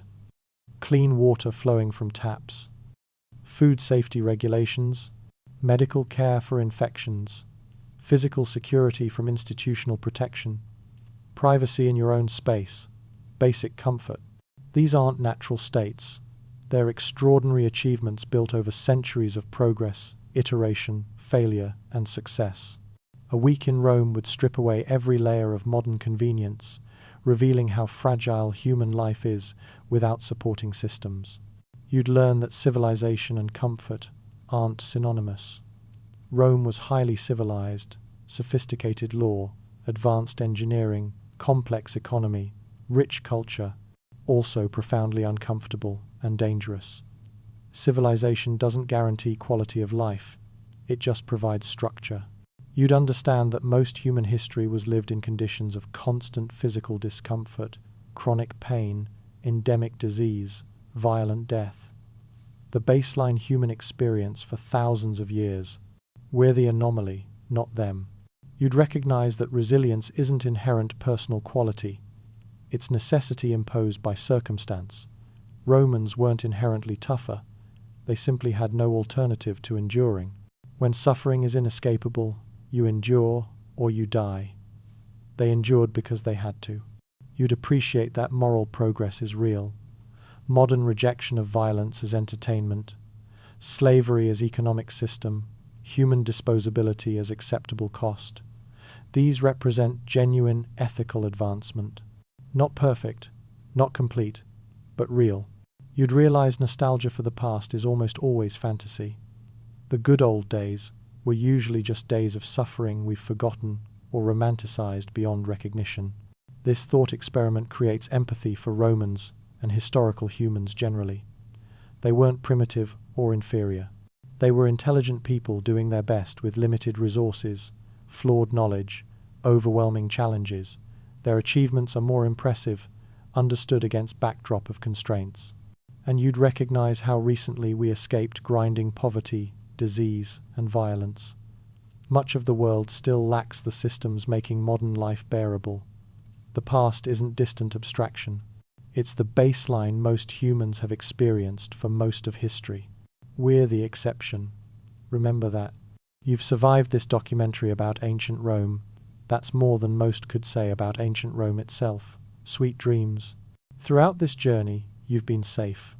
Lying in bed, sitting comfortably, perhaps already drowsy, learning about Rome's dangers from perfect safety. The distance separating us from ancient Rome isn't just temporal, it's existential. We can study Roman life, imagine it, intellectually, comprehend it. But we can never truly experience it because we're products of our own time, shaped by modern medicine, nutrition, security, values. Even if time travel were possible, you couldn't really visit ancient Rome as yourself. You'd need to become a different person. Someone who could tolerate constant discomfort, accept chronic pain, watch extreme violence without trauma, live knowing any day might be your last. Romans could do this because they'd never known anything else. You can't because you have. This is actually comforting. The impossibility of return means we're genuinely beyond conditions that made human life so precarious and painful for so long. We're not risking backsliding because we've fundamentally changed the substrate of human existence through technology, institutions, knowledge. Wherever you are right now is safer, cleaner, more comfortable, and more just than almost anywhere in human history. That achievement, boring, unglamorous infrastructure, and systems letting you take survival for granted, is one of humanity's greatest accomplishments. The Romans would envy you, your clean water, your medical care, your safety, your comfort, your ability to sleep without fear. They built an empire that lasted centuries, but you have something they never did, the reasonable expectation that you'll wake up tomorrow. Sleep well. We're going to place you exactly as you are, with your modern sensibilities, your modern immune system, your modern expectations into ancient Rome at its peak, not during a crisis, not during the fall. During the Golden Age, when Rome was the greatest city the world had ever seen. And we're going to track, day by day, what would happen to you, the disease you'd encounter, the violence you'd witness, the hunger you'd feel, the social structures that would trap you, the infrastructure that would fail you, the dangers you couldn't see, and the ones you couldn't escape. By the end, you'll understand something profound about human history, about how far we've come, and about how precarious existence was for almost everyone who came before us. But first, you need to arrive. So close your eyes and picture ancient Rome. You're already wrong. As we close today's journey into the unknown, remember this history's mysteries are never as far behind us as we think. They're right beneath our feet, waiting to be rediscovered. If you enjoyed diving into the depths of these untold stories, make sure to subscribe, hit that notification bell, and leave your thoughts in the comments below. What mysteries would you like to uncover next? The adventure never ends, so join me again as we continue to unlock the secrets of the past, one story at a time. Until then, stay curious, stay inspired, and keep searching for the truth. Good night, and remember, sometimes the greatest secrets are the ones that sleep the deepest.